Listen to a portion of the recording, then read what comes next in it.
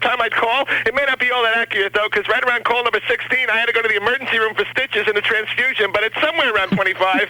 It's just like when you put a notch in the butt of a rifle every time you shoot somebody, which is not something I condone. I mean, I'm not a member of the NRA or anything, because I feel that guns don't kill people. I do. But what do you get the man who has everything and appreciates nothing for a golden anniversary? And I thought, well, the simplest gifts are always the best, so I'm pledging my loyalty, love, and affection to you, man. I want you to think of me as your own personal Paul Begala. That's right. No matter what you do, I'm there to make excuses for you. Not that you need an apologist anymore. I mean, you haven't kissed a transvestite or peed in a phone booth in years, but you probably could have used me after that speech from hell, putting the right spin on things for you. But then I thought, well, Mark, man knows how loyal you are and how much love and affection you have for him. I mean, duh. So you can't weasel out of a gift. So I thought, what can I possibly dig up to give you that would be special? And all of a sudden it hit me.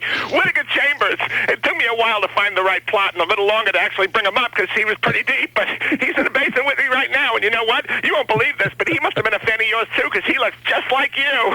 Although I'm sure you smell a whole lot better. Mark from Milwaukee, here on the I'm Sure Mine program. Yeah. I have here a copy of Joseph Heller's Something Happened, which when Kinky and I went to see Mr. Heller in the hospital in April of 1982, I had this with me. He was in the Rush Institute of Rehabilitation Medicine here in New York City. And he wrote best wishes.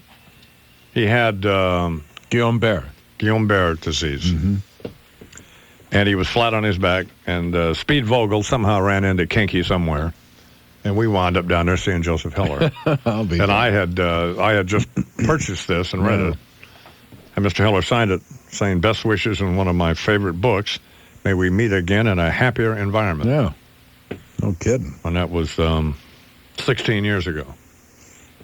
Now, he's here this morning in a happier environment. And it's not a happier environment. Yes, it is. No, it's not. Well, of course it is. He has to deal with you again.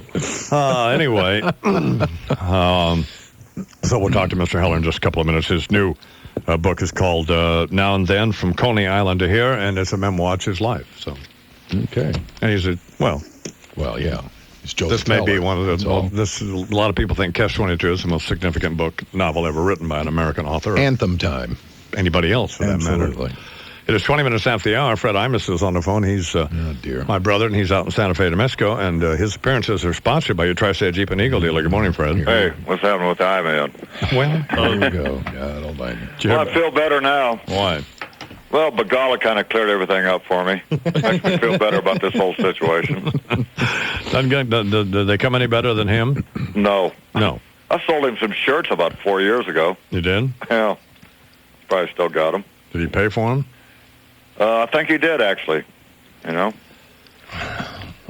But he cleared everything up this morning. But what they're doing what they're doing is brilliant because I'm bored with this story. Everybody asks them great questions. They won't answer any of them. And you can only go along so long, and then, I'm ready for either the story to move ahead or go on to something else, That's right. It wears you out. I'm bored with it. You sound a little You sound a little tired. Are you this morning, Fred? I might be a little bit, yeah. Okay, well, just hang on. We'll get back to you. Uh-oh. It's 21 after the hour. Hello, baby. Imus in the morning. 98.1 The Peak. W.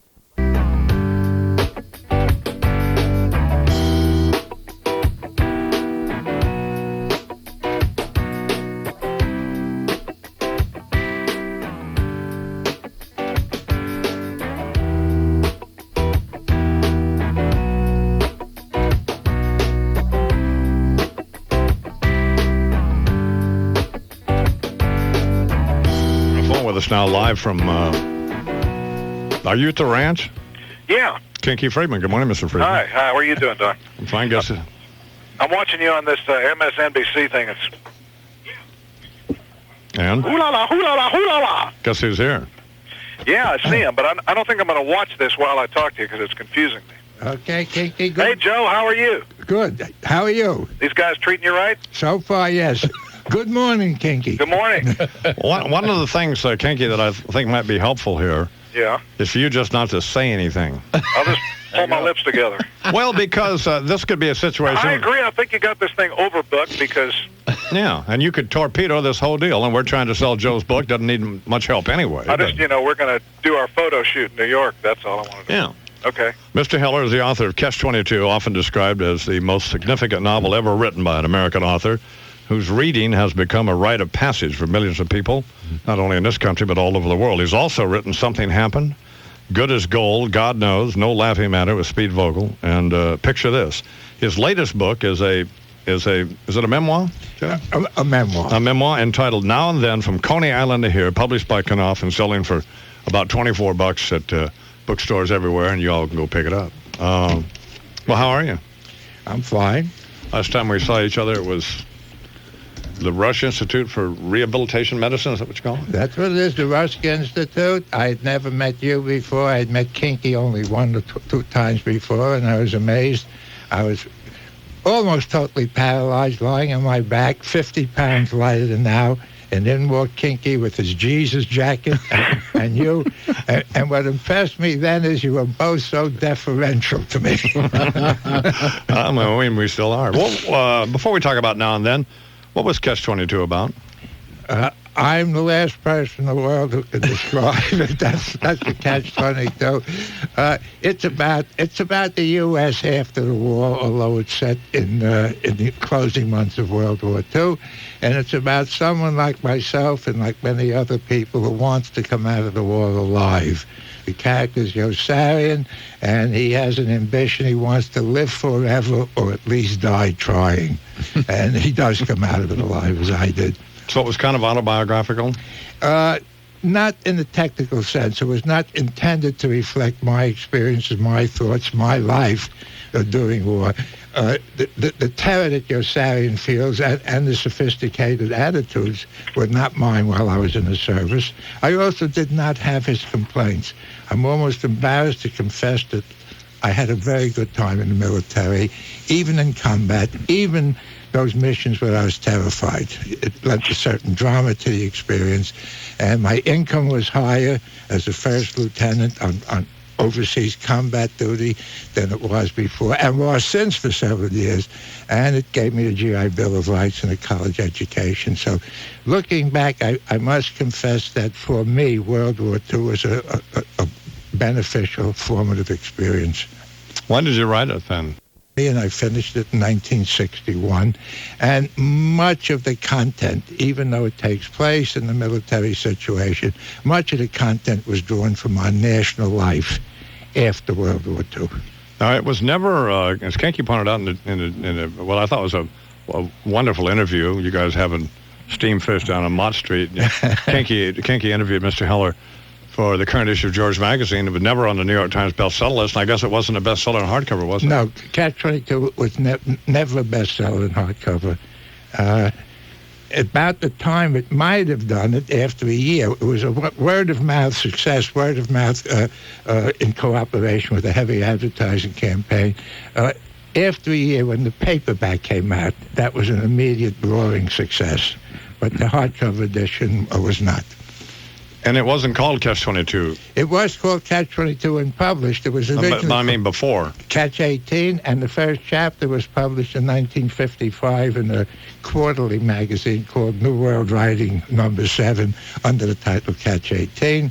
And just before publication, or just before they were going to manufacture the book, they found out that Leon Uris, who was very much better known, was publishing a book called Mila 18. The publishers, in their wisdom, knew the public would not want to buy 2 novels with the number 18 in the title, so we changed it to 22, which turns out to be a better title. It's more reflective of the repetitionness of war events that Catch-22 deals with. Well, what did Catch-18 mean? Nothing. Didn't mean anything. No, it meant 4 digits less than Catch-22. The number was not significant. I just plucked it out of the air. And now, of course, what Catch-22, what the phrase has become to mean, does that make any sense?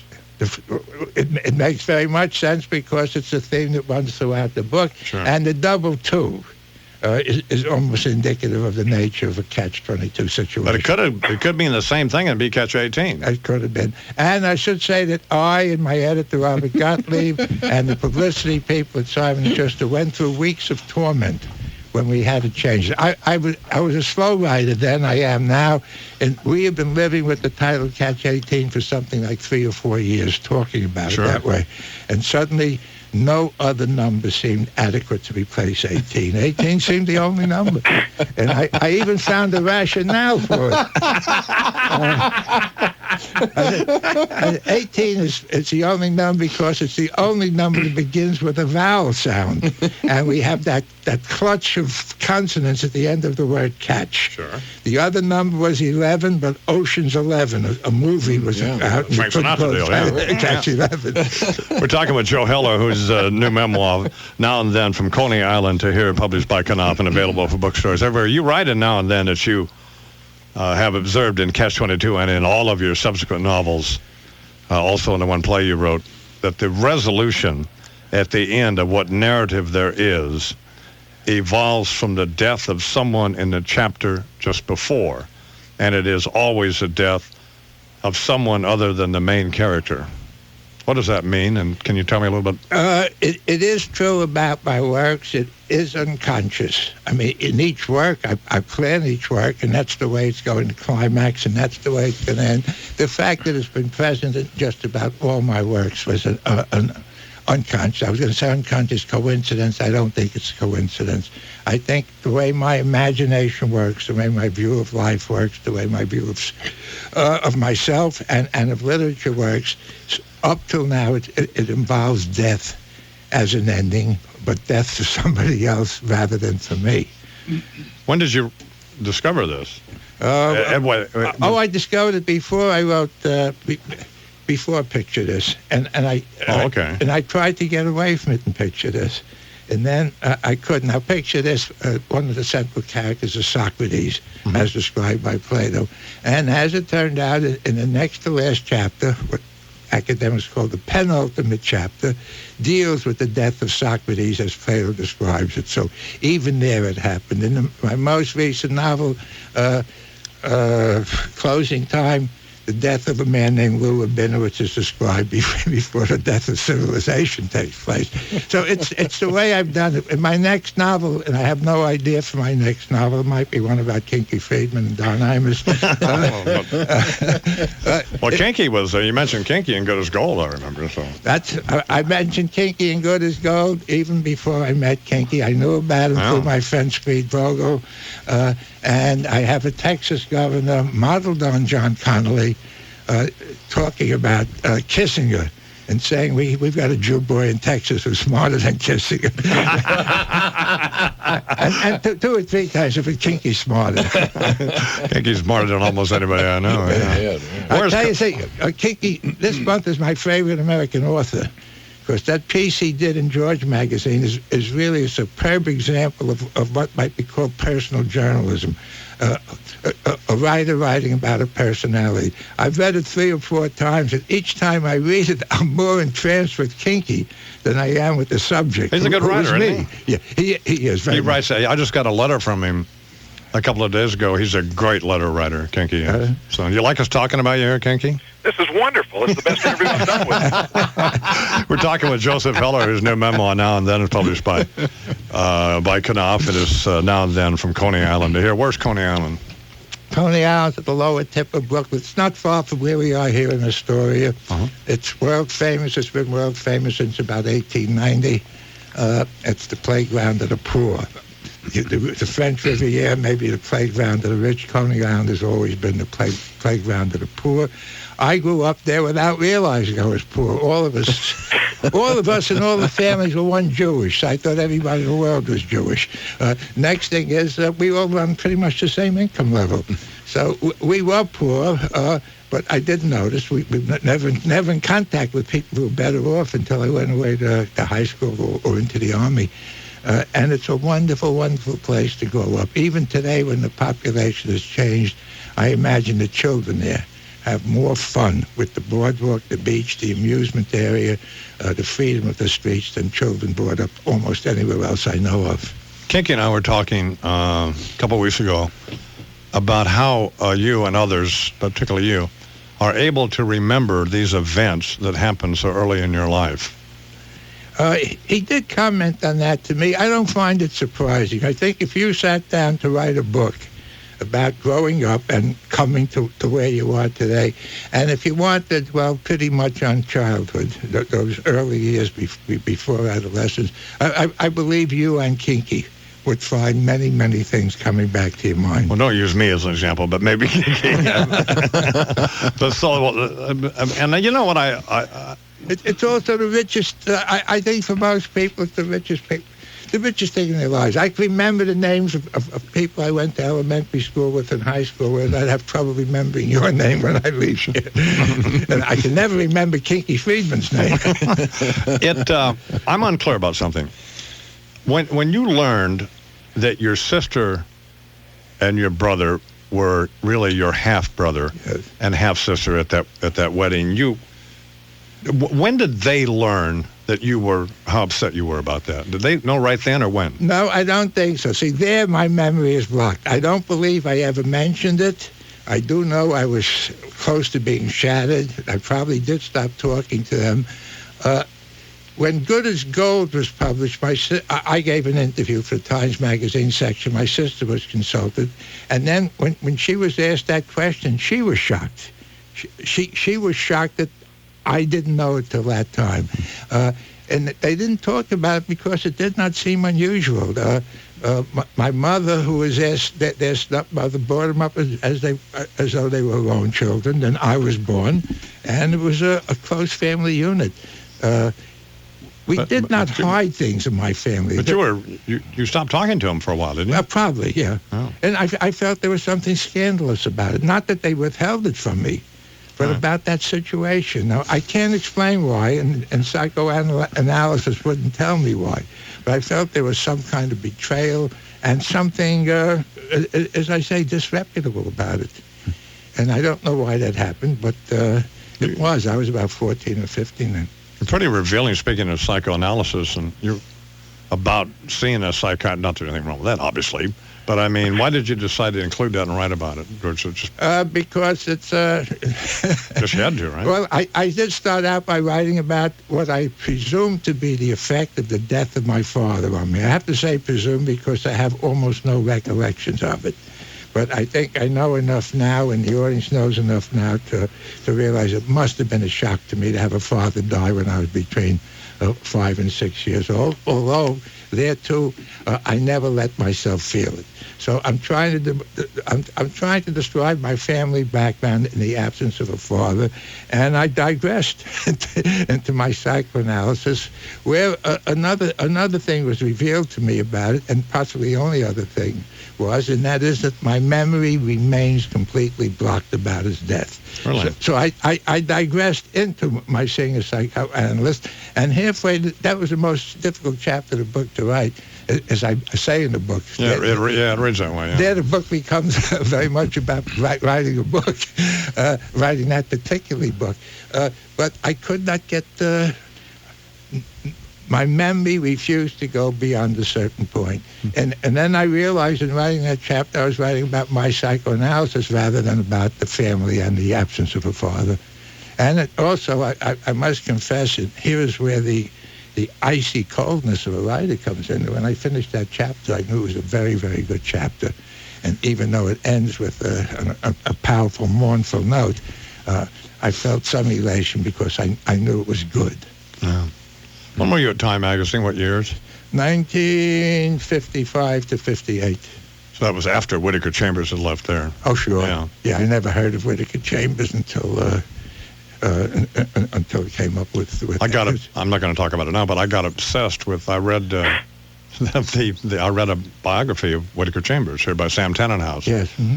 And I just grew up, and around my house, I think the consensus was that Alger Hiss was innocent. I mean, I just grew up thinking that. Yeah. And then got obsessed with this whole Whittaker Chambers Alger Hiss case, and then read everything about it. And of course he was at Time Magazine but left there in 49 or 50 or something. Yeah. But you write that you left Time Magazine to go to Look, was it? Yeah. Okay. Mm-hmm.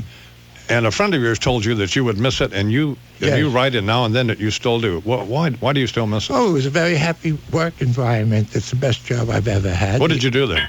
I wrote presentations for the space salesman to use in calling on clients to sell advertising space. Really? Yeah, just the way here on your station you have people selling timed advertising. So I wrote these presentations. Some were small and some were very large. They were annual shows. And again, people will be disillusioned to hear me say this. I enjoyed the work enormously, and I enjoyed the people. The people in advertising, the copywriters and the art department, very lively-minded people. All liberals. All of them felt the way you and I did that Chambers was crazy, and that his was completely innocent. But I don't feel that way anymore, though. I think he was actually guilty. But well, see, I let things slip into my past, and I'm no longer concerned about them. I'm not much concerned about politics anymore. That's a long time ago. And I have a view of the Clinton thing, which is probably different from most people. What is it? I find it marvelous entertainment. So do we, by the way. And I want more of it.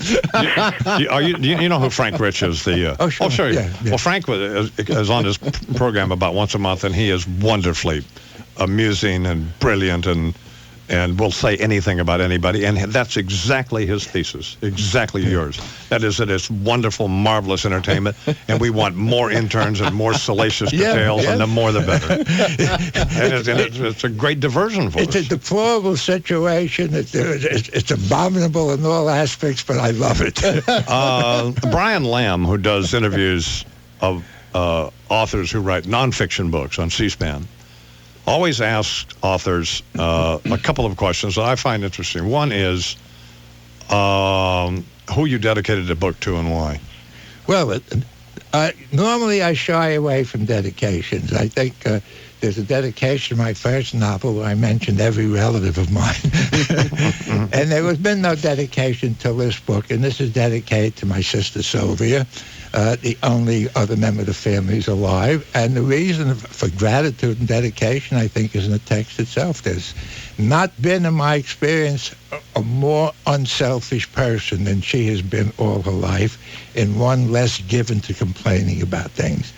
And this is my way of saying, expressing my gratitude toward her, and to saying I love her. And she, being a modest woman, was overwhelmed when she got a copy of the book and saw it's dedicated to my sister Sylvia. And also he asked people, and I always find interesting, what do you write on? Do you write on a word processor, typewriter? I still write it longhand on a lined yellow pad of regulation size with a ballpoint pen, and I do that composing in the morning, best in the morning from about 10 to 12, and then my mind runs out of words. And when I have a number of these pages every 2 or 3 weeks, I go to a word processor and I put it on the word processor, rewriting considerably. And that's my habit. I don't recommend it to people who want to be writers. It's a very slow process. My average book, Something Happened, was 12 years, Catch-22, 7.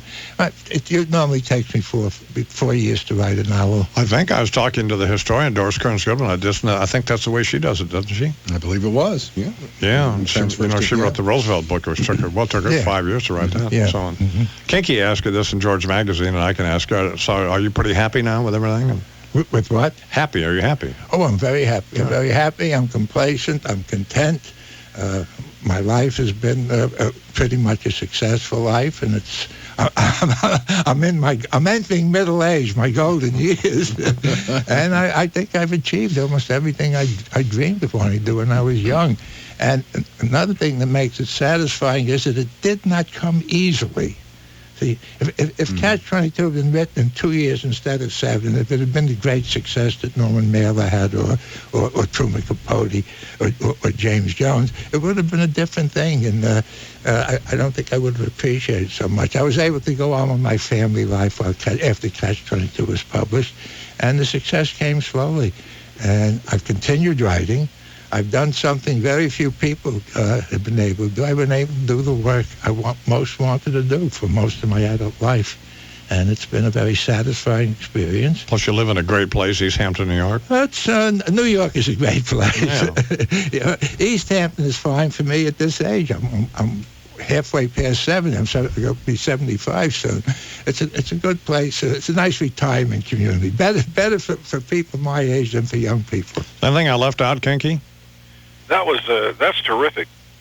Imus, that was a great interview and very refreshing, from Kinky, what I said about the quality of your piece, I told you on the telephone as soon as I read it, and it is no hyperbole. I'm not buttering you up anymore. I don't have to. Yeah, don't put me up on a pedestal now. Everybody I know read that piece is curious to meet you, and they love you.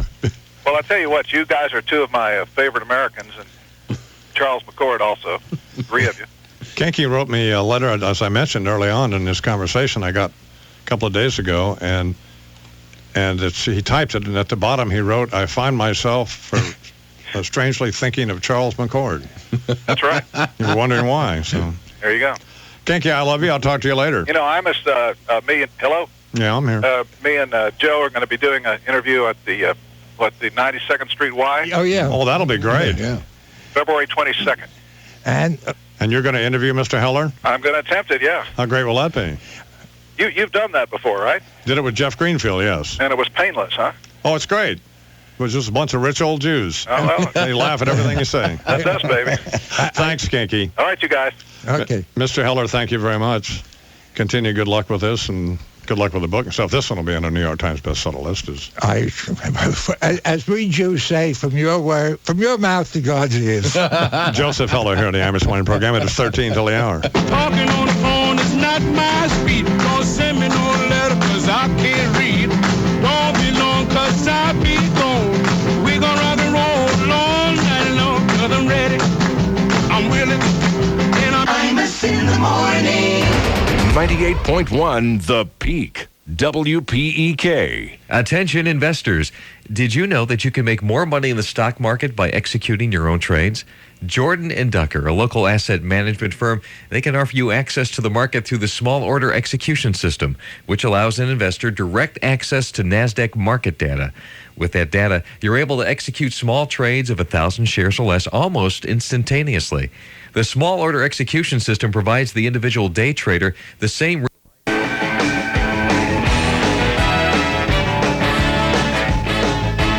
Minutes till the hour, and I am Imus in the morning, and now live from Nagano, Japan is from CBS News, I guess, is Bill Geist. Sure. Good morning, Mr. Geist. It is. You Morning, are. Imus. How are you? Fine, sir. You're with the news division, right? Yeah, well, we're news and sports over here, so we play both sides of the fence. How are you? Very well, thanks. We're all getting excited about the luge beginning over here. A lot of excitement back in the States. Well, here's the problem. We turn it on Friday night for big opening ceremonies. Right. And they were fine. And then nothing happened. But there's been no events. Oh, that. Yeah.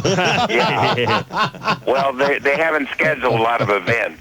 I see. But the curling has begun. Yeah. And the luge is beginning, and pretty soon we'll have the two-man luge, and that's the one everybody really enjoys watching. Watching those guys get into their polypropylene suits and wiggle around at each other. Yeah, it always makes me nervous to watch that, but... Well, I think as long as they've got two guys, I never understood why they have two guys on the sled. Why don't they have mixed luge? Or skin luge. Skin luge. Or 3 guys and a birthday cake. I don't know. Have they been able to have any skiing at all? Because every time I turn it on, it's a horrendous, voracious snowstorm. Well, it's kind of funny about having the Winter Olympics canceled because of snow. It's not a good sign. Poor planning. This is the southernmost Winter Olympics they've ever had, so they're having a little trouble dealing with it. What are you specifically covering? Just everything? Specifically nothing. I've been doing some kind of fringe element pieces, like just on the culture, plastic food factories and gas station. Going to a gas station over here is an experience in itself. I mean, you pull in and 5 guys run at your car like the Indy 500 pit crew, and they just do everything for you. It's quite amazing. They bow when you leave. They stop traffic so your car can get out on the street. It's just everything you do over here is incredible. So I'm trying to avoid the Olympics. Is sumo wrestling part of the Olympics or not, they're just there? Well, they've actually they did some ceremony where they actually recognized it as some sort of sport. I mean, it actually has some standing in the Olympics now. You may recall I predicted in my book that sumo wrestling would become big in the United States as we get fatter and older and more out of breath because of a 3-second event where you have to be fat to participate. Should be a very, very popular. Is it possible to talk to you again while you're over there? Absolutely. Because we're unfortunately out of time. I ran over with Joe Heller, who... I've heard the name. Bill, thank you very much. Thank you. We'll talk to you again. Bill Geist, CBS News and Sports in Nagano, Japan. Well, we've got to have him on. Oh, jeez. Wouldn't hurt to have him on every day, would it? Not at all. All right. Imus in the morning. 98.1 The Peak. WPEK. Somebody over there at MSNBC to flick the lights on the set. You're an idiot. If anybody has any guts. You're just an idiot. humor. We're talking with Brian Williams from NBC News. What time you want me to flicker the lights? Well, whenever it happens then. The senior VP for lighting is a really good friend of mine. Oh, well, then. If your radio sounds funny in the morning, you're listening to Imus in the morning. Did I read somewhere that you were a White House intern? I was, sir, back in the Carter administration. Well, you didn't have any sexual interest in President Carter, did you? Once in a great while, he would just call and say, "Please hold me." and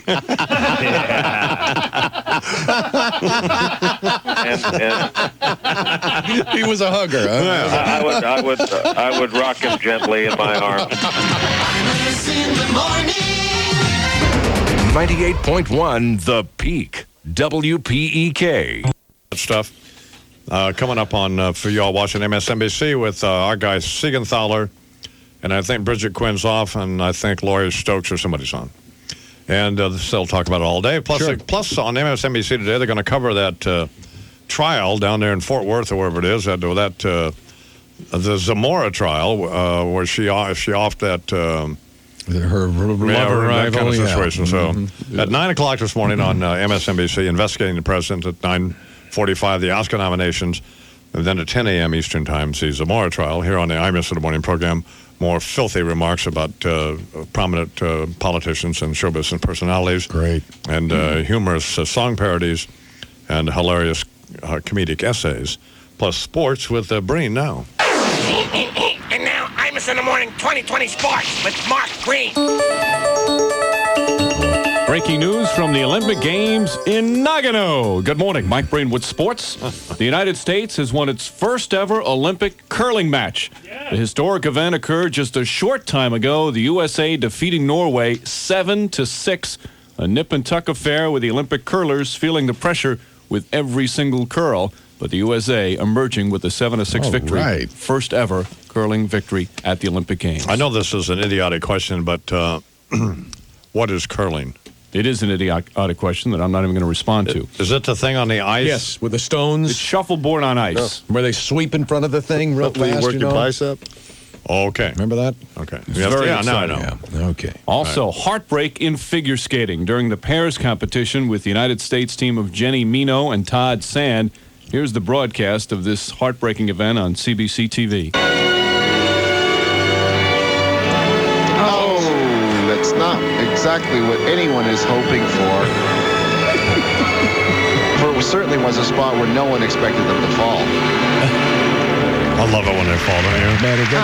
I love it. I think she just said, "I'm sorry." Yeah, you should. Yeah. You idiot! Disgrace!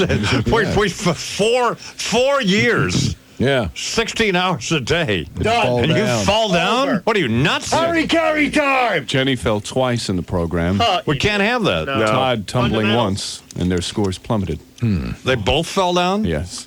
We can't have that. It's a heart-wrenching What is moment. it, the Imus Olympics? I was talking with Francesa yesterday. He's a funny guy, you know that? Yes, we do know that. He's So he's going on it about how horrible the Olympics is. And it actually, the opening ceremonies, the way CBS televised it, it looked like it was Jeremy from MSNBC over there with that, when you know, like when he goes out to Fred's, takes pictures of Fred trying to get on his horse. That's what it looked like. I mean, horrible. I mean, it's not bad if you're Jeremy with a one little beta cam, or whatever the hell it is. The Tommy Lee Sony cam or whatever. The Pam Anderson video. But I mean, God, it's just. And you know, Francesca said, if I want to see a bunch of fat guys stomping their feet, I'll look in a mirror. Who needs that? Nobody. So they have the opening ceremonies and then no events.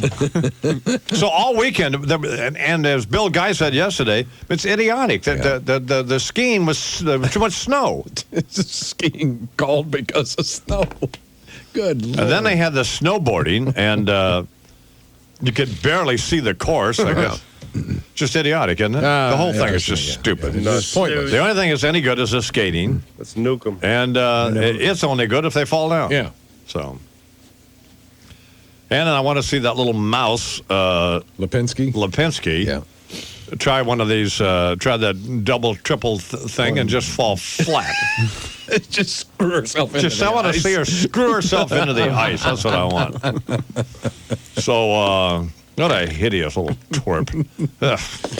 Isn't she? Why is she a hideous little Was she an twerp? idiot What is too? this? Like the 9-year-old? Like a 9-year-old child? Reject your advances or I'm something? sure she's fine. I mean, I'm pulling for the Kwan woman, Michelle Kwan. Pull this. Hideous little twerp. Yes. Man, well, don't you think she's a hideous No, little... I don't think she's a hideous little twerp. No. How do you get Yeah, that? she is. I'm telling you. She is. Sake. The I-Man knows. All right, what else? You mentioned snowboarding. There was heartbreak in the women's snowboarding event. The American women all finishing out of medal contention. 3 fell and could not complete the course. Yeah. Another one ran into a gate. Jesus, God, no. Hell, you know, I could do that. Well, of course you could. I mean, I could not finish or you know, take a Sonny Bono into the gate. You could be as successful as an Olympian. Yes. Slalomer. A Sonny Bono. Don't tease us. What is the matter Become a with verb now. Excellent. That's unfortunate. I'm sorry. I didn't mean that. We don't need that. One of the women was Lisa Cosglow, who was asked about her disappointment of not completing the course. Obviously, I'm disappointed. I mean, this wasn't exactly a stellar day for me. What is she so cheery about? Yeah, Well, come let down on. an entire nation. Get it done. Sounds like Deirdre on the honeymoon night.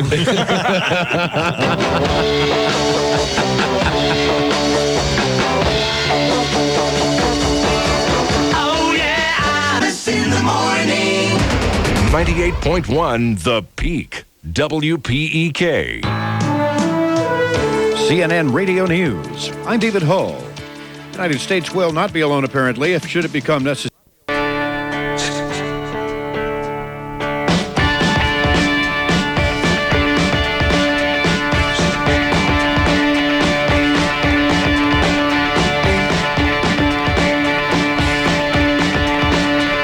Presidency in peril. An Imus in Washington special report with our senior political analyst, the late Richard M. Nixon. Indeed, indeed. And thank you once again, Imus in the morning, for entrusting me with this terribly important assignment. Although, who better, when one pauses to think about it, than a president nearly impeached to report on one about to be impeached, in my view. Yeah. However, that said, J.D., You'd rather hear me talk about what Whitaker Chambers. Sorry, Charles. than Monica Lewinsky? Well, at least with Whitaker, we knew what happened. Well, I'm sick of it. yeah, but don't you want some more juicy details? When you have them, give them Oh, to okay. me. That's okay. Do you care about the Oscar nominations? About as much as Clinton. Best Picture, Titanic, The Full Monty, As Good as It Gets, Good Will Hunting, and L.A. Confidential. The Full Monty. Okay. Nominees for Best Actor are Mark Damon in Good Will Hunting, which will make Colin Quinn happy. Robert Duvall in The Apostle. Peter Fonda in Yuli's Gold. Dustin Hoffman in Wag the Dog. He was pretty good now. And Jack Nicholson in As Good as It Gets. I'd have to say Jack. For the women's, Best Actress, Helen Bonham Carter for Wings of the Dove. Julie Christie for Afterglow. Judi Dench for Mrs. Brown. Helen Hunt for As Good as It Gets. And Kate Winslet for Titanic. They're good, huh? Kate. Best Supporting Actor, Robert Forster for Jackie Brown. Anthony Hopkins for Amistad. Anthony Hopkins. Greg Kinnear, remember the guy who was on Talk Soup? Talk Soup and now look. Up for an Oscar on Good as It Gets. Burt Reynolds for Boogie Nights and Robin Williams for Good Will Hunting. Ooh, get Bert out of there. Yeah, I don't know. Really. And the Best Supporting Actress, Kim Basinger for L.A. Confidential. Joan Cusack for In and Out.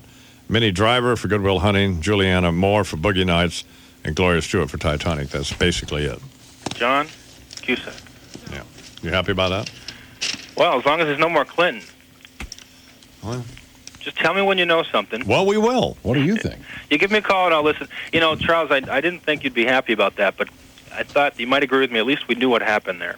That's fine. That's fine. That's fair. Sure. I said that from day one. Let's see some evidence. Yeah. About two liars, anyway. Well, you know, how many times is he going to say? How many times do we have to listen to people ask for him to come out and say something? Oh, I agree. Yeah. I am Imus in the morning. 98.1 The Peak is WPEK, Seneca, Greenville, Spartanburg, Anderson for news, talk, and sports on FM. Frankly, until it comes to some more juicy details and stuff. Blind Mississippi white boy Pay Feast Dupree with them Independent Council Blues. Also, some more Bubba Clinton Diaries and Hank Hill and some other folks. But it's time now for, we need to get to Orrin Hatch's album, too, don't we? Yes. Definitely. Yeah. Get a cut from Senator Hatch's album, these love songs the senator's written. Hear what the old man been writing. Yeah. But first, Chuck has the news. Good morning, Charles. Morning, I-Man. Late information regarding the Iraqi situation, Russian officials say Saddam Hussein's army, in their estimation, could inflict serious damage if provoked by a U.S.-led military attack. Ooh, I'm so scared. Many military analysts, however, believe Iraq's military has been substantially weakened in the wake of the 91 Gulf War and the economic sanctions that have followed that. What are they going to do, beat on a tank with a broom handle? Lift up their arms and expose their armpits? Yeah. Either one of the two, or both, perhaps. Meanwhile, France says chances for a peaceful end to the Iraqi standoff are shrinking daily. Even so, a foreign ministry spokeswoman says France continues to work hard to avert any military action. Iraq, of course, has blocked UN weapons inspectors from a number of so-called sensitive sites and basically have done that for years. Yeah. France, Russia, China, and others have placed themselves squarely against the use of military force. Defense Secretary Cohen, though, says there is, We're trying to figure out, Charles and I are trying to figure out what has changed, because as Charles just mentioned, they have been essentially preventing UN inspectors from examining a lot of stuff since these inspections began, although the UN inspectors have destroyed apparently more weapons in the past 6 or 7 years than we destroyed during the Gulf War. Mm-hmm. But, you know, I mean, I don't know what's changed necessarily, other than, I guess, a little more adamant about not letting us look at stuff. And we have greater suspicions that there are these you keep hearing these weapons of mass destruction. Right. But then that's fine. But then Secretary Cohen's saying, well, we're going to bomb them, but we don't expect it to do much good. Essentially, that's what he's saying. It was a peculiar statement from Secretary Cohen that they don't expect to actually get Saddam, that they don't actually expect to get all his weapons of mass destruction, whatever they are and wherever they are, nor do they expect to completely end his program of being able to rebuild his military and his weapons of mass destruction. So some people are asking, well, what are we going to do? And I like Barnacle's point, is why is it okay to kill everybody in the country and not just, as opposed to just targeting one guy, Saddam Hussein, who's the problem? Yeah. Well, we have this policy, against, singling out anybody for foreign leader for assassination. Not that we have never done that, by the way. Going back to DM and those folks over there in Vietnam, and but we don't do that any longer, I-Man. No, sticking an exploding cigar in a goat's butt and trying to kill Castro or whatever they were doing. So, but how does it make any sense to kill? Well, I mean, I don't want to sound like, turn into Jane Fonda here, but. No, I understand, but there's some people are saying that the case has been poorly laid out for the suddenness of this necessary intervention right now. What has changed that didn't essentially exist over the past 7 years? Unless you want to get the president's approval rating from 80 to, say, 90. And possibly this could do it. Yeah. You're absolutely right. This and maybe Ashley Raines and Betty Curry. We get more details about their story. Plus a bombing attack of Iraq, and we could get it right up near 100. Very well. Yeah. That's a distinct possibility. And launch Al Gore then into the year 2000. Well, this is all working out then. Oh, man, it's working out great. Defense Secretary Cohen says, despite what the Russians say and the Chinese and the French and others, that there is a, quote, real coalition, his words, building for an air assault against Saddam. He made the comments going into talks today with leaders of the United Arab Emirates and said support from Canada, Australia, and Oman is evidence that nations inside and outside the Persian Gulf stand solidly behind the U.S. position. Thank God we got Oman on board there. And he said Kuwait loves us and loves those American GIs. If you look around and you look into their eyes, you see that they are bright, they're dedicated, they're patriotic, they're well-trained, they're well-led, they're committed to their mission. I don't know if we want you over there looking into their eyes, getting all mushy about it. Our troops. Do you think? Don't ask, don't tell. Man, that's starting to make me nervous, isn't it? A little uncomfortable. We got Secretary Cohen over there making googly eyes at these towel heads. Yeah.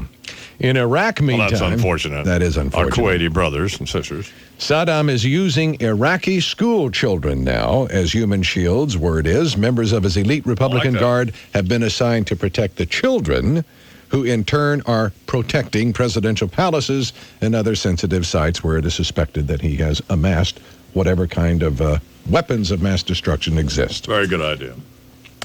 Monica Lewinsky expected to appear before a Washington grand jury on Thursday, although she may not show. Her attorney, William Ginsburg, will be in court today attempting to quash this and block her testimony. Ginsburg trying to force Ken Starr to abide by what Ginsburg claims was a promise of immunity. He also says Monica may not be back in Washington by Thursday anyway, but as Joseph DeGenova pointed out on the Imus in the Morning program a little earlier, Kenneth Starr never signed that deal, the immunity deal, so it was not a deal. Did you read this essay or whatever it is in Time magazine from Ginsburg and his partner there? No, not yet. Juvenile. Really? Yeah, I mean, just... In the new issue? Yeah. No, I haven't seen it yet. Just idiotic. Okay. Get the girl down there and get the truth out here. That's all. Get the evidence together. Let's see some evidence. It's about time for that. It is. Well, I agree with everybody else. They're tired of hearing about this. Like, we either have some evidence or we don't. Well, let's see what it is. Let's get everybody on record here. Absolutely. Who did he grope and when did he grope her? That's all we want to know. And let's get their story, and then let's get his story, and then let's move on. That's right. It's 11 after the hour. They gave you the jobs they were too good for. They tried to guarantee happiness to themselves by shunting dirt and misery. It's not my job to sell Time magazine, but... Well, it is in this case. It is now your job as a public service, man. You got to do it. The February 16th edition of Time magazine got Bubba on the cover. Yep. Headline says what? Trial by leaks. Trial by leaks. Yeah.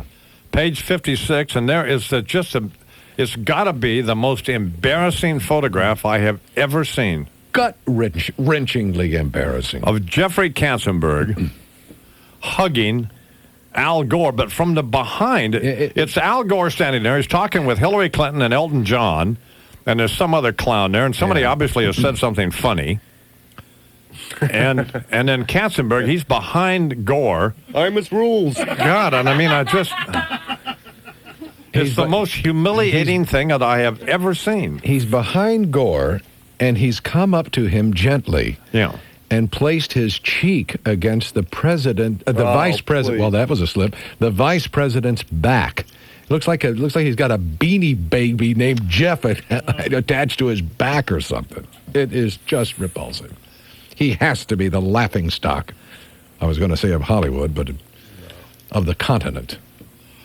And I don't know that I would have noticed this. I'm sure I would have eventually. You absolutely would have noticed. But I'll tell you who brought it to my attention. Who? And that's why it may be the best hour of news on television, or even half hour of news. Who? Brian Williams. My man. Our guy, Brian Williams, MSNBC. And then, oh, jeez. And then Deidre Coleman, this woman I married, who I just love to death, by the way. She says to me last night, she's reading this quote out of Newsweek, where Barbara Streisand says, that's slug, about the president's difficulties. We elected a president, not a pope. Well, how's that help the president? Oh, thanks for that backhanded compliment. I mean, do we need shush? How do you think that makes Hillary feel? Do we need that? Keep your nose out of it, Barbara. from banana nose, butt out. Good grief. Jesus. Well, yes, we okay. So it's fine if he wants to, Sure. Have the interns come in there and blow him. I mean, what are you talking about here? Now, wait a minute. Well, I mean, looking it's for just that. disgraceful. It's okay. Anyway. People. You want to hear my impression of Susan Carpenter McMillan? Yes. Well, we don't know yet. But Paula, Pretty good. Have you seen her? Yeah, of course I have. God, am I sick of her? Susan Carpenter McMillan. God, what an annoying shrew. Isn't she? Oh, God. They're just all. And, of course, I've been now prevented from saying anything about Dee Dee Myers, so. What do you mean? By Mary Matlin. That's right. So, I have to pass on that. Yeah. We'll just move on. Says Dee Dee's fine. Dee Dee's fine. Dee's a sweet girl. Yes. So, move on. You're right. Could be. Had the hammer dropped on me by Miss Matlin. Big time. Boy, I tell you. Well, you may or may not like Mary Matlin. You may or may not like Carville. You may or may not like Begala, but I'm loyal to them, and I will be forever. Period. They're representing a point of view and doing a job. Yeah. So come on. Yeah. That's the end. I seldom agree with either one of them, by the way. But it doesn't. That's irrelevant too, by the way. Whether I agree with them or Here, not. look at this photo. I just want you to look at this photograph again. Let me see it again. Just absorb that. Put my glasses on here. This is really, I mean, honest to God, it's just. Well, here we have they're in a room. They're in the White House. Now, apparently, Katzenberg arranged for Elton John. Oh, God, that's just sickening. How do you live that down? Well, what would he be? Why would...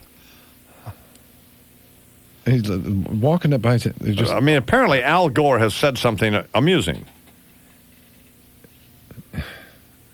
And Jeff... I mean, didn't we kind of think Jeff was kind of a man. A man. Kind of a macho guy. Well, oh, God. That's horrible. Oh, Mr. Gore. I mean, that's just horrible, isn't it? You are so amusing here. I mean, can you just think of anybody else of his stature doing that? They just wouldn't do it. Oh, no. Would Michael Eisner do that? Would Jack Welch do that? It's preposterous. Would Airball Jordan do that? Would Mel do that? Would Warren do that? No. Would Barry Diller do that? No. Bob Wright. Would Bob Wright do that? Can you see Bob Wright hugging Al Gore? No. What are you, nuts? No. Ugh. Andy Lack? Well, maybe. You leave Andy Lack alone. He's our guy. Oh, God, it's just sickening. It's 25:26 after the hour here on the Imus in the Morning program. Joe Queenan is here. Joe just made a new deal with TV Guide. This is the day that Streisand's new movie opens. Yeah. She is. Have you read anything about it? No, I haven't. It's pitiful. Is it? Tell me about it. It's a pitiful movie. It's a movie about a woman who thinks she's ugly. Well, so Streisand is ideally cast in this one. If your radio sucks in the morning, you're listening to Imus in the Morning. The thing I don't like about Red Lobster is that when you go into Red Lobster, people have it's sort of a place it's a place for people who are too cool to go to Denny's. That's basically it. So you walk in there, like I walk in with my son, and he's got cutoffs on, and people are looking, what are you wearing cutoffs in a Red Lobster? This is a kind of classy place. Yeah. You know, it's like the Quilted Giraffe, Le Cirque, Lutece, Red Lobster, and then you get to Imus in the morning. 98.1 The Peak. WPEK. Are you looking for a local printer with the newest top-of-the-line equipment? Well, now there's no longer a need to send your important projects out of town. InstiPrint's new location on Pelham Road is now offering the state-of-the-art Heidelberg Speedmaster Press. With today's competition, you need the quick turnaround 4-color process that only InstiPrints can guarantee. If you've been disappointed by other printers in the past, give InstiPrints a try. You can view your proofs prior to printing to ensure the quality your business needs to maintain that professional image. Whether it's pamphlets, brochures, or just single-page flyers, you can rely on InstiPrints to always meet and exceed your expectations. No matter how big or small the job is, you'll feel confident knowing InstiPrints will do it right. InstiPrints is always a step above the competition. InstiPrints, with 2 locations in Greenville, 1013 North Pleasantburg Drive, and now at 7001 Pelham Road. InstiPrints, working hard to help your business succeed.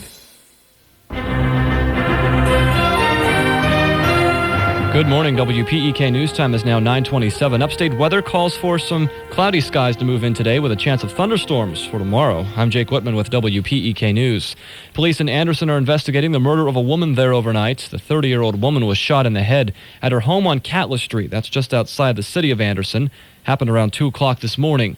A man was taken from the scene and is still being questioned at this hour, but he has not been charged with any crimes yet. The FBI is looking for the first upstate bank robber of the new year. The man used a gun to hold up the First National Bank in Liberty yesterday. He made everyone get on the floor, but no one was hurt.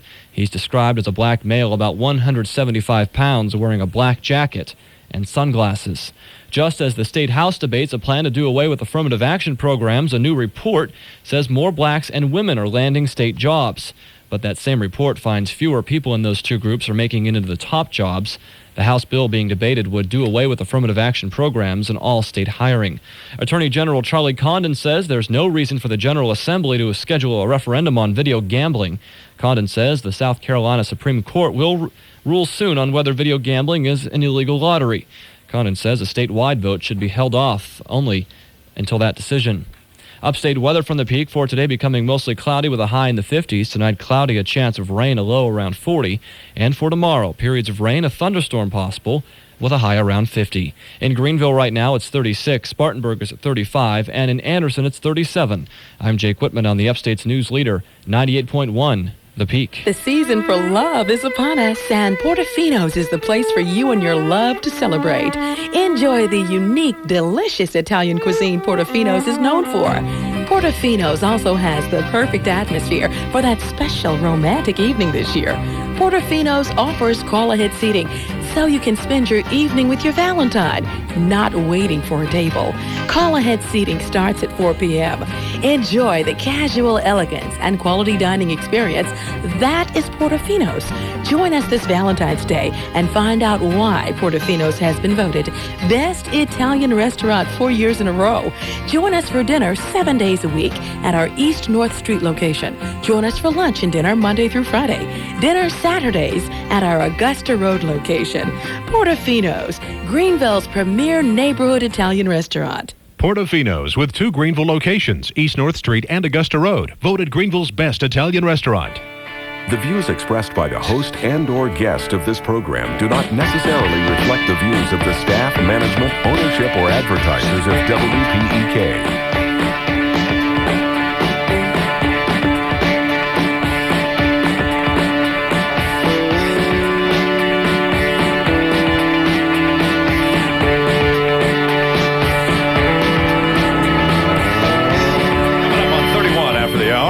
In the morning, and we have been mortified here this morning by this picture of Jeff Katzenberg. Oh, God.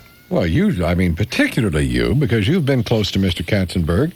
I've known him for 25 years, but you've been close to the man for 25 years, and now to have this come out about him. You didn't know. You can be forgiven. You didn't know. The last guy you would expect. I mean, it's fine if Katzenberg wants to be friends with Bill Clinton and Al Gore. I don't have any problem with that. Obviously, I don't. That's not the case here. I mean, it'd be hideously presumptuous to suggest who anybody could. That's Katzenberg's business. However, that said. But you can't. I mean, and if you want to hug Al Gore, that's fine, too. But don't let somebody take a photograph of it. And hug him from the front. Will you be a man about it? Let's have Let's have a bear hug, not a ballerina hug. I mean, that's a goat hug.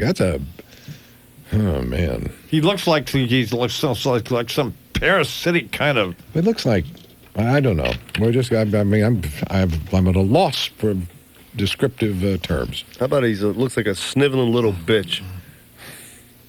I think that's a little strong. About our old friend Jeffrey. About our old friend Jeffrey. Four-eyed little sniveling little bitch is farther than we wanted to go here. That's not where we're going. Well, I withdraw that comment. No, there's something that's a lot more gentle than that would more accurately reflect the moment, by the way. sniveling little fairy comes to mind. Yeah. A winged brown-nosing little twerp. That's better. Yeah. That's God that's almighty. telling. My God almighty. Oh, dear. I mean, just more. And, you know, Brian Williams put it up on the news last night on MSNBC, and I wasn't even paying much attention to it, you know? And then I said, oh, my God. Oh, you know, and then my poor wife starts screaming. in horror, I'm Yeah. sure. Oh, yeah, of course. Yeah. I don't know, man. I mean, it just can't happen that way.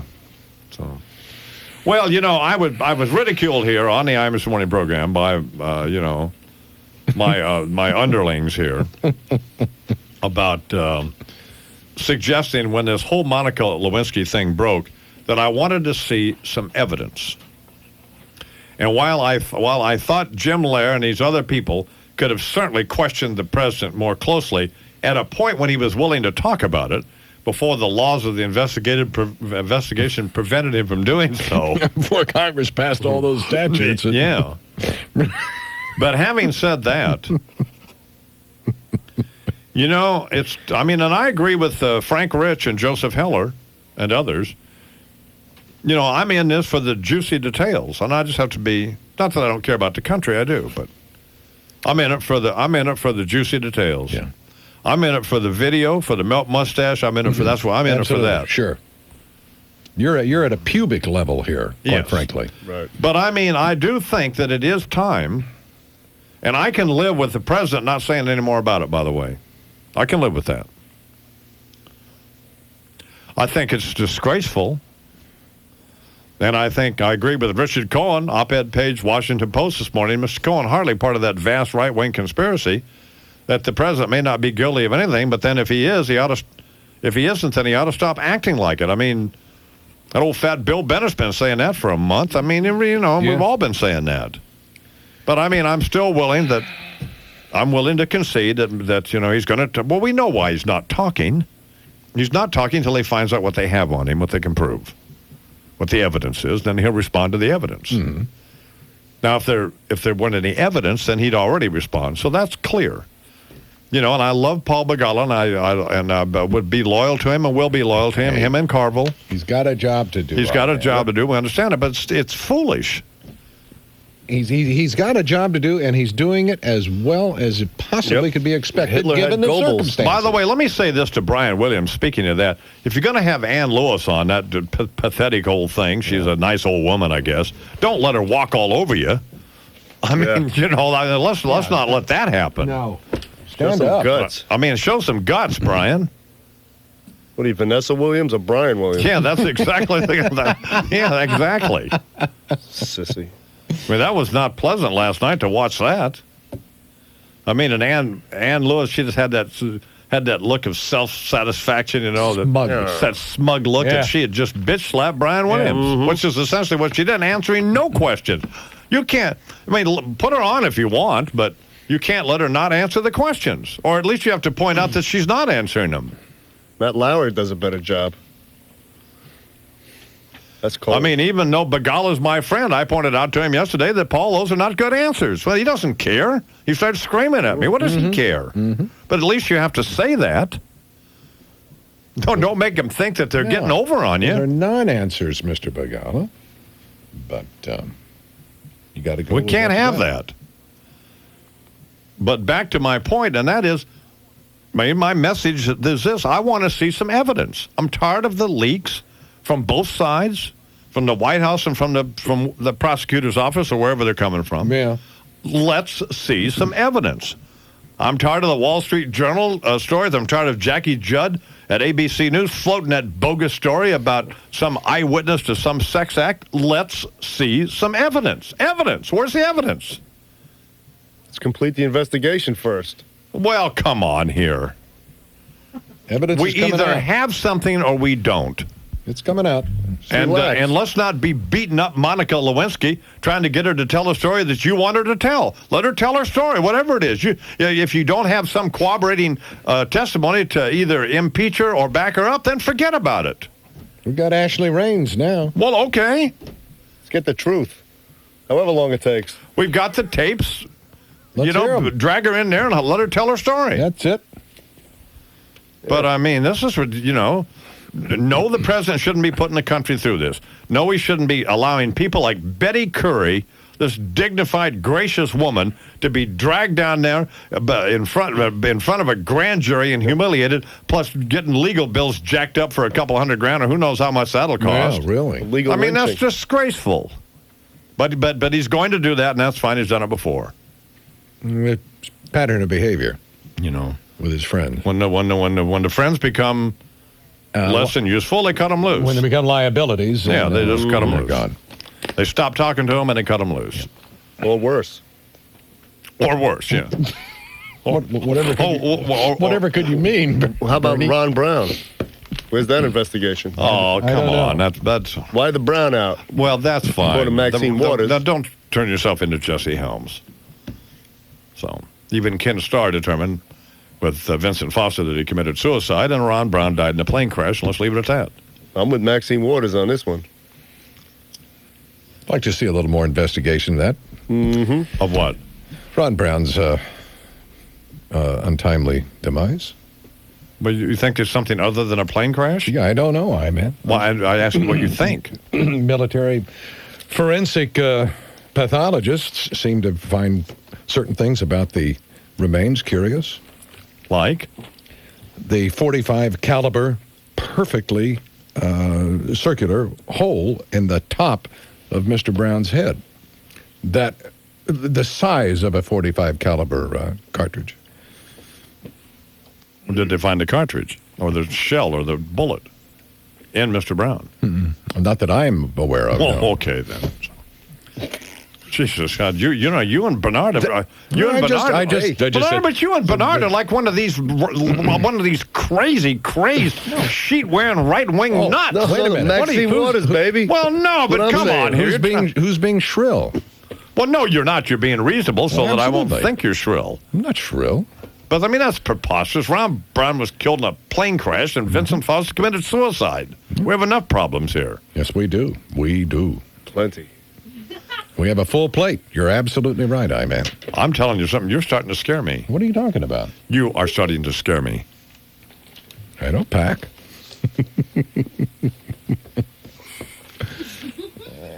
Just get the facts out. That's all. Jesus God Almighty! We just want what's wrong with you two? What the hell has happened to you two? Nothing.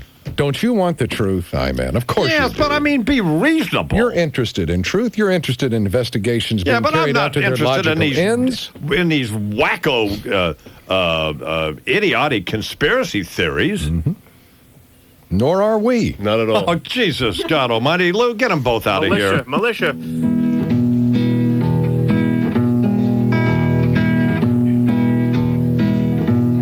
10 years ago, on a cold, dark night, there was someone killed neath the town hall light. There were few at the scene, but they all agreed that the slayer who ran looked a lot like Imus in the morning.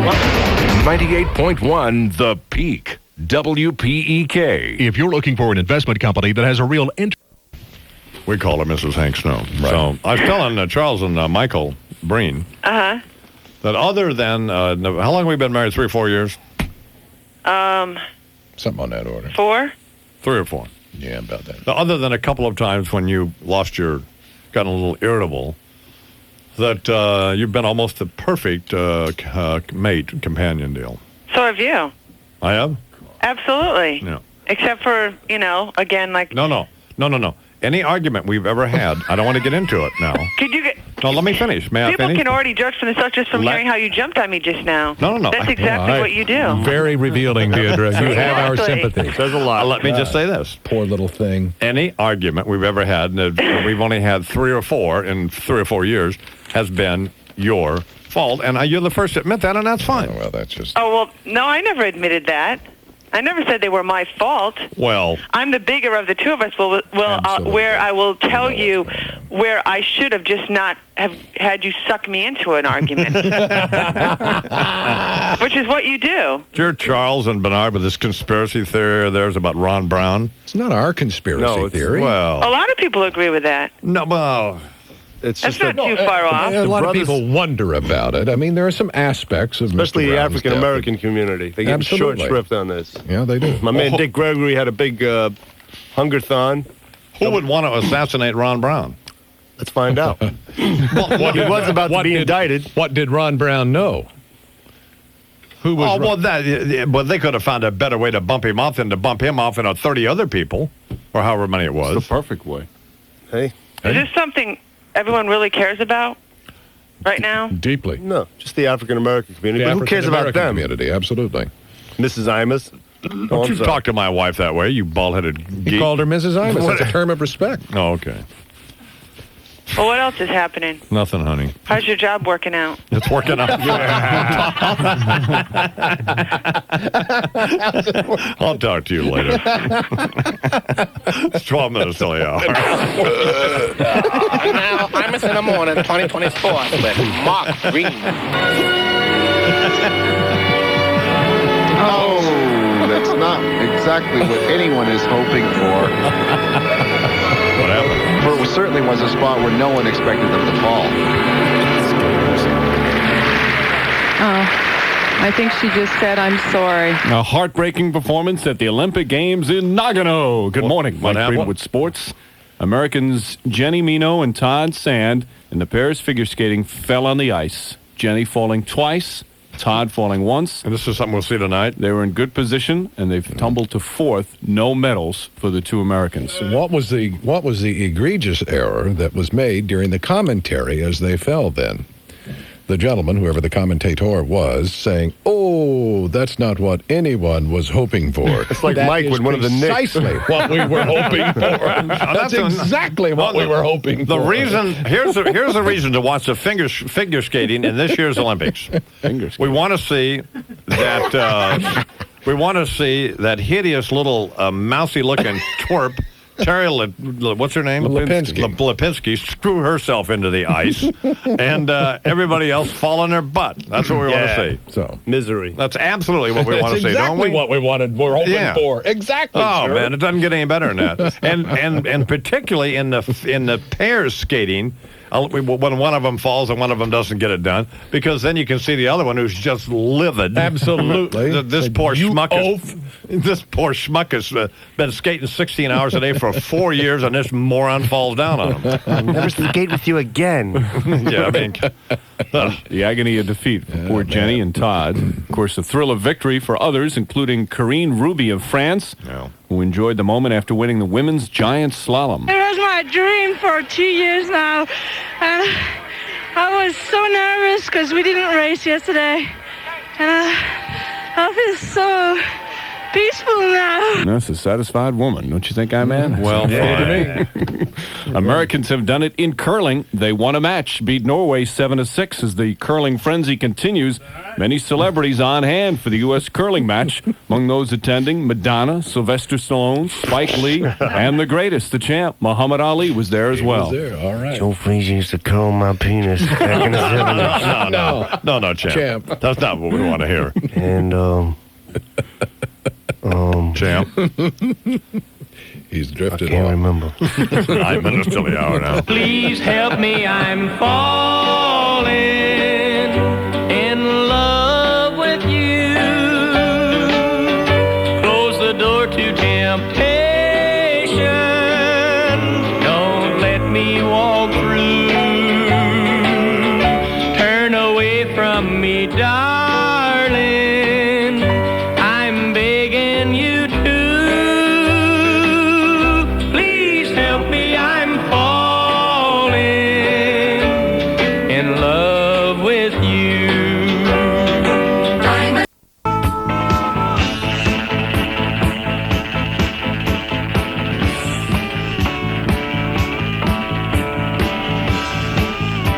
Now, from Senator Orrin Hatch's new album.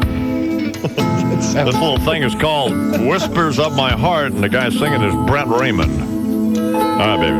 Whispers of my heart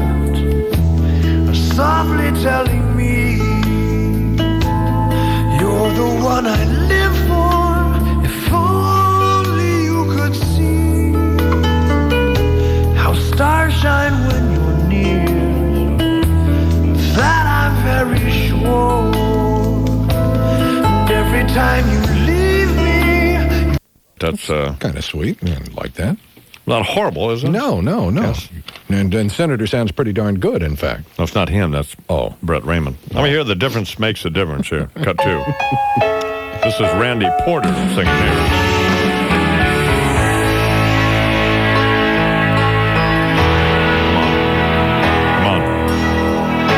Many different people live within this land. All believe in different things, but still we understand. Our fathers came from everywhere, some in haste and some in chains. And even when we live as equals, diversity remains. The difference makes a difference. When the best of work is done. All right, so that. Well, it's not horrible. No. It's not a Jim Steinman production, but it's. But I mean, it's pretty not, good. Not anything Pretty I would. good. But Pretty it's not horrible, is it? No, not at all. Let me hear this cut 3. This is called "I Love You So." Jenny Frogley looks like. Let's see what she sounds like. Come on, baby. Come on.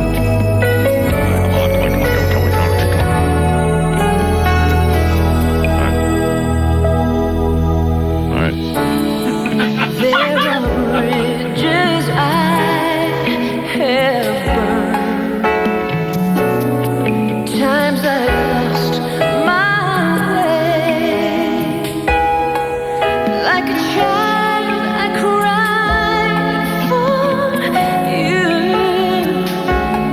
Your gift of faith carried me through. Well, they're not horrible, are they? No, it sounds pretty good. So if you like that kind of stuff, you know, it's not Fleetwood Mac, but Well, but, you know, I mean, there's a niche not there. B.B. King, not Jimmy Reed. No, but it's called "Whispers of My Heart."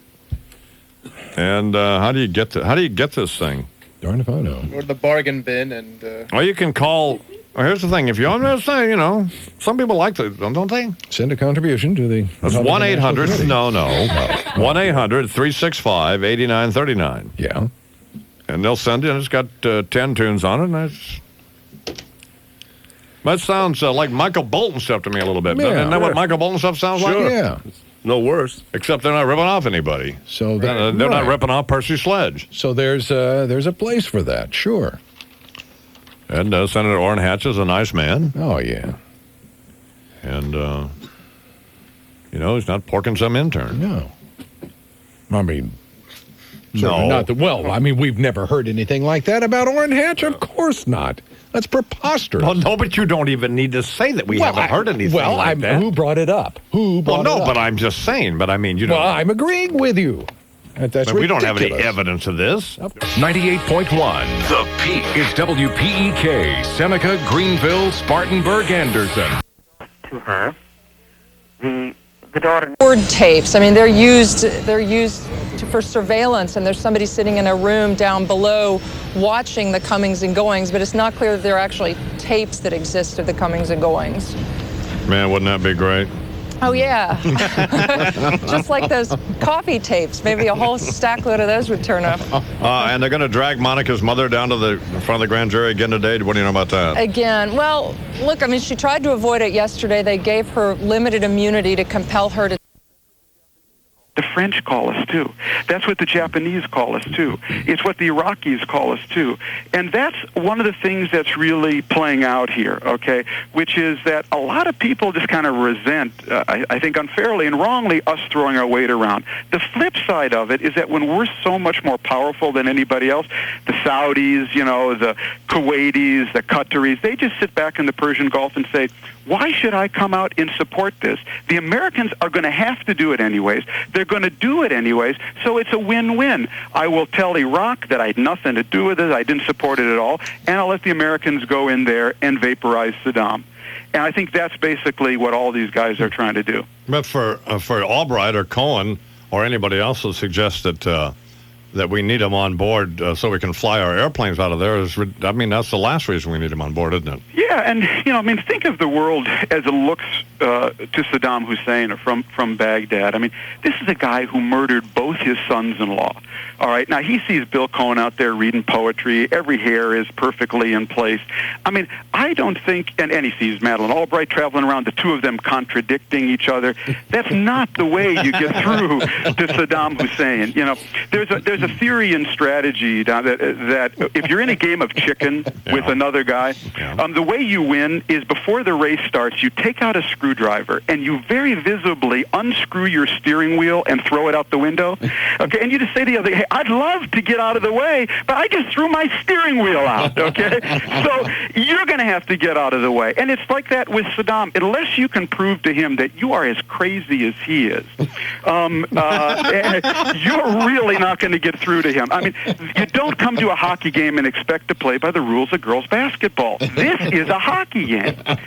So we're talking with Tom Friedman from the New York Times. Well, so what is, if things stay as they are, Russia's still making these, noises about World War III and Saudi Arabia, none of these folks signing on. Will we nevertheless be able to go ahead and bomb him or whatever it is we're going to do? I think that we will. And then what will happen? I wouldn't underestimate the impact of it. I just got a new computer the other day, replacing a computer I had that was 5 years old. And this new one has the most incredible bells and whistles and speed on it compared to the one that was 5 years old. The last time we bombed Iraq with cruise missiles, that was 7 years ago. Think where the technology is today. If our new cruise missiles are anything like my computer, there's going to be a sound and light show over Baghdad that is going to be quite significant, I would say. And there's a tendency to underestimate it, to think this guy can take any punishment. But let's face it, he has built all these new palaces. And, I'm always struck when I watch the news. We treat these as though, and then there's Saddam, 20 new palaces. 20 new palaces? I mean, this is a guy who's starving his people. Where did he get the money for 20 new palaces? I would like the people at CNN in Baghdad sometime maybe to ask that question. And so I don't think he wants to lose them so quickly. I think where we're headed right now is you're going to see one last gasp of diplomacy. I think you'll see Kofi Annan, the UN Secretary General, go out to Baghdad, make one last pitch to him. And he will, the question really is whether he'll give an answer that is 100% what we want, or 105%, which is what we may need, or whether he will be too cute by half and give us only 89%. In which case, I think you're going to see him hit with a ration of cruise missiles. So you're suggesting we'll only accept 105? Well, I'm suggesting that unless, Clinton can stand up to himself, to the Republicans, and to the country and say, I have reestablished the status quo of UN inspections in an ironclad way. I think he'd be held up to real ridicule if he took some flim-flam deal and just walked away from this. And in Israel, they're buying gas masks like they're on sale. Well, that's unfortunate, but where are they on all this? It's interesting. I don't know if you noticed this yesterday. Saddam made a very interesting move. He told the Russians and the French, tell Bibi Netanyahu that I'm not going to fire any missiles at Israel. And what that was about is Saddam understands that a lot of the commentators and the public opinion in this country in support of bashing him is to protect Israel from another round of Scud missiles from Iraq. And so it was an interesting move. He was trying to take that out of the equation, say, no, Israel? No, not at all. It would upset the peace process. So I think that it was an interesting move and shows how politically savvy the guy is. Well, that's a phrase we haven't heard in a while, the peace process. Where's that now? It's a dead body somewhere between the State Department and the White House. It's lying on a corner. Neither Netanyahu nor Arafat want to call the coroner. They're each trying to dump it on the other guy's doorstep, but it's basically dead. And really the only question now is whether the administration will also play along and not declare it dead, or whether Albright will come out and do what she's been threatening to do, which is to say it's dead, and it's dead because Benjamin Netanyahu, the Prime Minister of Israel, and Yasser A. Arafat, the chairman of the PLO, killed it by their own hands, and this is how and this is why. This is going to sound really corny and lame, but if they gave Pulisic for radio interviews, I'd give you one for this morning, wouldn't you, Charles? Absolutely. Anytime. I mean, if you can make NATO and the Czech Republic funny, man, you deserve whatever they're giving out. Tom, thanks, huh? Appreciate it. Tom Friedman, foreign affairs columnist, op-ed page. I mean, if anybody gets you to laugh about, if you can write a column about NATO's dragging their feet to join the Czech Republic dragging their feet to join NATO, well, then you get you to laugh out loud. They should just give you the thing, whatever it is. 19 till the hour now. Mama, he's crazy. Crazy over me. Great, isn't it? And in my life is where he says he always wants to be. I've never been so loved. He beats all I ever see. And mama, he's crazy. He's crazy over me. Imus in the morning. 98.1 The Peak. WPEK. Escape the limitations of seasonal. That'll do. Shut up, Warner. 9 out of the 12 home teams won in the NBA last night, including the Knicks, who beat the Hornets 99-91. WFAN's play-by-play man, John Minko. Childs, left side pass to Allen Houston. Houston finds Starks, top of the key, guarded by Maxwell. To the free throw line, shoots, and scores! And it's a count and a chance for a three-point play. John Minko, Starks at 26. And finally, the Lakers down by 31 points in the fourth quarter, came roaring back, cut the Blazers' lead to 5, only to lose 117-105. After the game, Lakers Shaquille O'Neal. We had an awful third quarter, and they just went up by 20, 30 points. And, I think we would have had 2 more minutes, and maybe we would have won the game. 2 more minutes. Okay. Come on. Guess what? Extend the game. Hello. Change the rules. That was Boomer. It was Boomer and Esiason saying, right. we'd had 4 or 5 more minutes in a football game. Sure. We'd have probably won. That's right. Keep on playing until they take the lead. God, Change the rules. Idiotic. We're Imus of the Morning Sports. This is Warner Wolf. Elliot from Harvard. The hitchhikers you picked up need the pills from your car. Please go to the information station right away. To get back to the warning that I've received, you may take it with however many grains of salt you wish, that the brown acid that is circulating around us is not specifically too good. It's suggested that you do stay away from that. Of course, it's your own trip, so be my guest, but please be advised that there is a warning on that one, okay? Imus in the morning. 98. What are you doing? I mean, that's just the lamest. I mean, Jay Leno's a nice guy, and I'm sure he is. I'm convinced he is. You see this? You read this? You see this? But God, just infantile, isn't it? I mean, are they ever funny? I wasn't up, man. Now we know why President's Day is they have mattress sales. Ha ha ha ha. God. No, he didn't. Yes. Oh, jeez. Just idiotic. Here's Melva from Birmingham, Alabama on the island. Good morning, Melva. Good morning, man. How you, baby? I'm doing fine. How about you? It's Belva, B-E-L-V-A. I've talked with you once before. But what I want to say this morning, if I had not known better, I had to do a second glance. I thought surely that was you hugging Clinton, because you are a Clinton butt man if there ever was one. That's butt boy, lady. But no, I mean, you're a butt man. Okay. You are so full of it when it comes to Clinton. Let me just say something about the president. I want to see some evidence. I was the first one who said the president should answer these questions.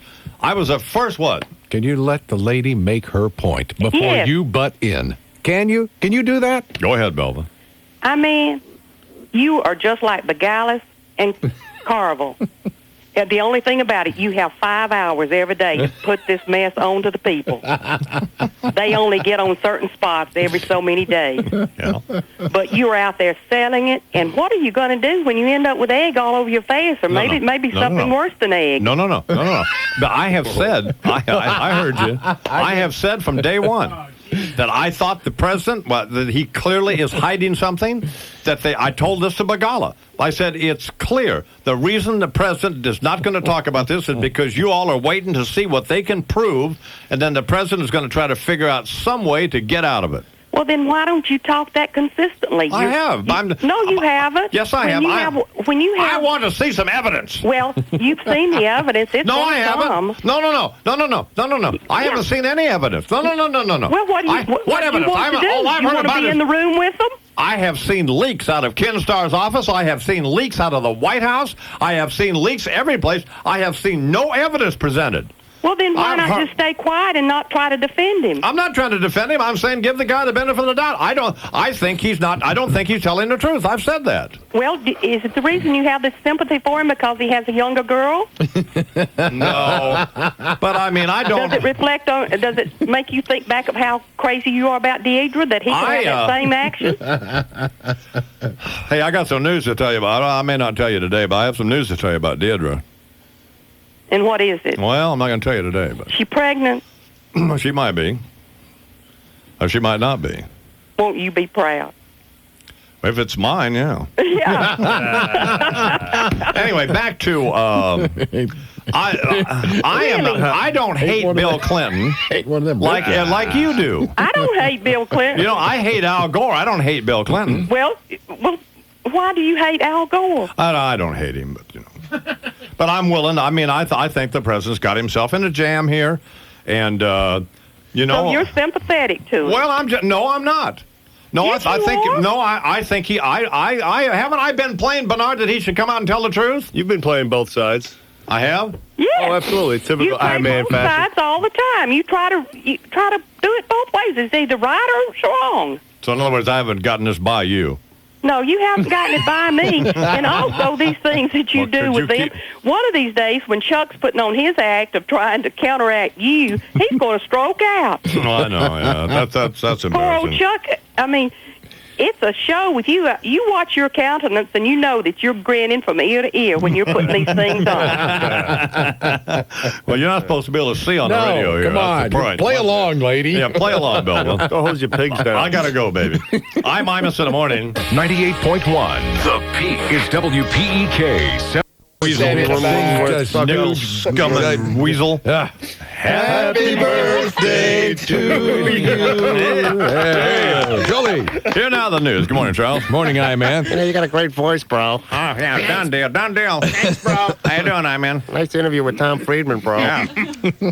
Great stuff with Ashcroft. The Washington Post has details this morning, front page story, but Pittsburgh television station WPXI interviewed this fellow first. Yeah. Former Secret Service agent Louis Fox, now retired, living in Waynesburg, Pennsylvania, recalling Monica Lewinsky and President Clinton having been alone for at least 40 minutes that he knows of in the Oval Office back in late 1995. She would come to the West Wing on weekends,